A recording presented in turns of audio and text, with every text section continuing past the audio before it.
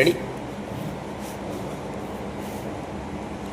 Start. महोदय, मैंने इस अचानक होने वाली घटना की आशा नहीं की थी। हमने हर विषय पर राष्ट्रीय सहमति प्राप्त करने की चेष्टा की थी, जो हमें मिली भी और आमतौर पर दी भी गई। अचानक ही हमें एक तनावपूर्ण स्थिति का सामना करना पड़ रहा है। यह स्थिति न केवल हमारे देश के लिए बल्कि हमारे देश की जनता के लिए भी तनावपूर्ण है। विदेशों में अपने देश की छवि को लेकर ही मैं अधिक चिंतित हूँ। एक ऐसे समय में इस देश में लागू किए गए हमारे सुधारों का सर्वत्र स्वागत हो रहा था और उसके परिणाम भी मिलने शुरू हो गए थे। देश में हमारी आर्थिक आधिकारिक संरचना या इंफ्रास्ट्रक्चर में तेज गति से पूंजी लगनी शुरू हो गई थी, जो गति पिछले कई वर्षों की गति से 15 गुना अधिक थी। ऐसे समय में इस बहस ने जो मोड़ लिया है, उससे हमारी स्थिति को धक्का लगा है।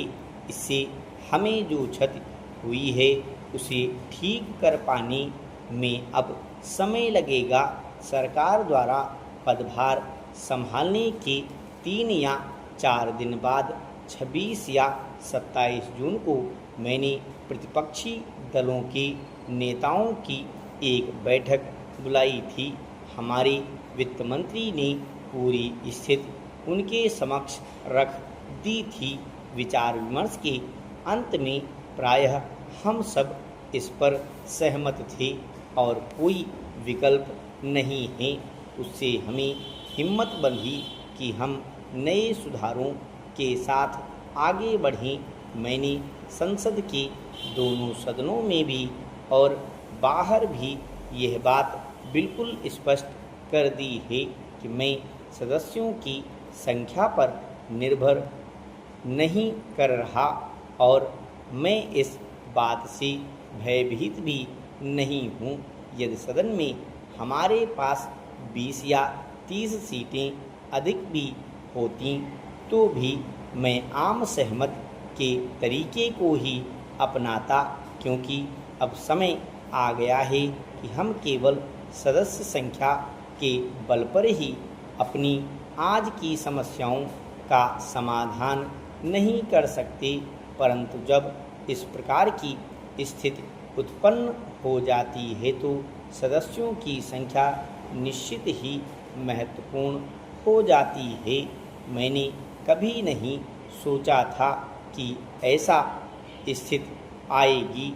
एक चीज़ होती है राजनीतिक अधीरता, जो शायद हमारी विचार शक्ति का एक अंग बन चुकी है। इसलिए मेरी पूरी कोशिशों के बावजूद यह अधीरता बेहद बढ़ गई और हम आज यह दृश्य देख रहे हैं। जब हम अपनी नीति तैयार कर रहे थे, हमने अन्य पार्टियों की राय ली थी। यह कहना ठीक नहीं कि अन्य पार्टियों की राय का हमारे ऊपर कोई प्रभाव नहीं पड़ता। हम सभी की राय पर ध्यान करते हैं और देखते हैं कि उनमें से कितनी हमारी नीतिगत ढांचे के अनुरूप हैं। यदि वे उसके अनुरूप नहीं होती तो स्वाभाविक ही है कि हम उन्हें स्वीकार नहीं कर सकते। मैं सदन के सामने कुछ प्रमाणिक तथ्य और आंकड़े प्रस्तुत करना चाहूँगा। जब हमने पदभार संभाला तो विदेशी मुद्रा के भंडार के खतरे के स्तर तक नीचे गिर चुके थे। यह एक विचित्र विडंबना है।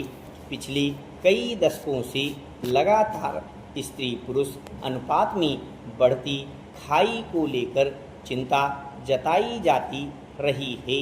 इसे रोकने के लिए तमाम जागरूकता अभियानों से लेकर सरकारी कार्यक्रम भी चलाए गए, मगर आज भी पुरुषों के मुकाबले महिलाओं की कम या घटती संख्या के प्रति चिंता का स्तर एक ही जगह थम गया लगता है।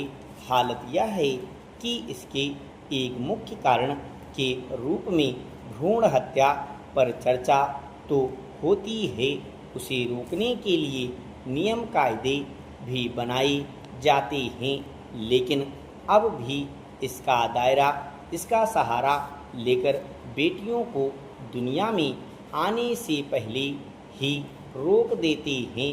भारत में भ्रूण हत्या मानो आम बात हो चली है।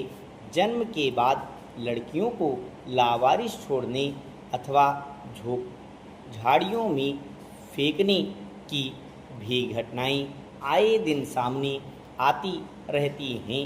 तमाम प्रयासों के बाद भी भ्रूण हत्या और नवजातों की मौत को रोका नहीं जा सका है, जबकि देश में भ्रूण हत्या से लिंगानुपात लगातार बिगड़ रहा है, जिससे आने वाले समय में सामाजिक असंतुलन बढ़ता ही जाएगा। भ्रूण हत्या ऐसी बुराई है जिसके आंकड़े न केवल डरावने हैं, बल्कि किसी भी संवेदनशील व्यक्ति और समाज को झकझोरते भी हैं। सभापति महोदय, मैं आपको बता सकता हूँ कि अपने अनुभव से कि भारत जब स्वतंत्र हुआ तो यहाँ बहुत दंगे हुए, लोगों को बड़ी परेशानी हुई और उनको इधर से उधर जाना पड़ा।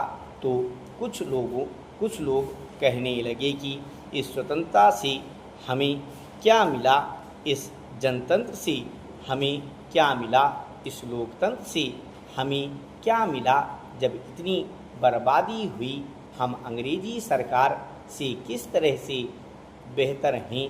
तो उस ज़माने में लोगों के सामने जो परेशानी आई थी, जो उनका सामना नहीं कर सकते थे, उन्हें अंग्रेज़ सरकार अच्छी लगती थी, क्योंकि अंग्रेजी सरकार में उनको शांति थी, और हमारी जब सरकार आई तो अशांति हो गई।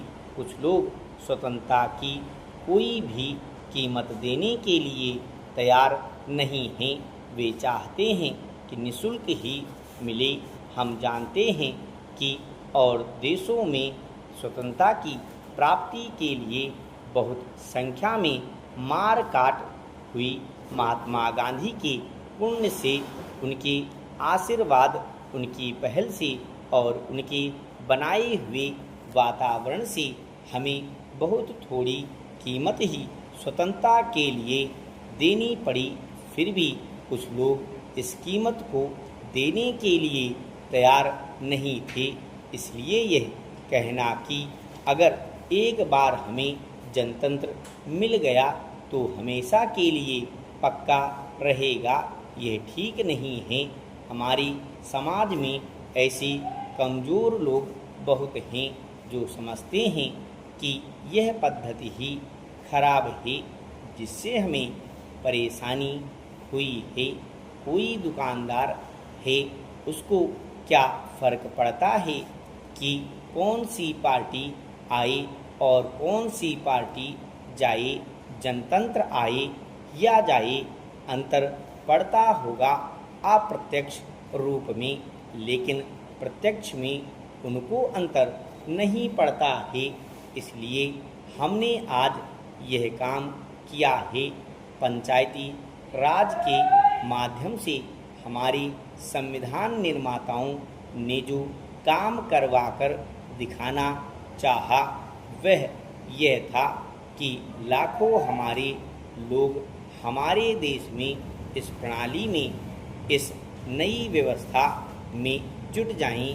पंचायती राज पहली बार 1959 में जब पंडित जी लेकर आए तो हमारी पंचायती समितियां आदि सब बनी, लेकिन और रूप में बनी तो उन पंचायती समितियों में कभी चुनाव हुए, कभी नहीं हुए और मुख्यमंत्री को ऐसा लगने लगा या जिस पार्टी का शासन उस राज्य में था उस पार्टी को ऐसा लगा अगली बार चुनाव करेंगे तो शायद हमारा बहुमत नहीं आएगा, तो उन्होंने पंचायतों के चुनाव नहीं किए।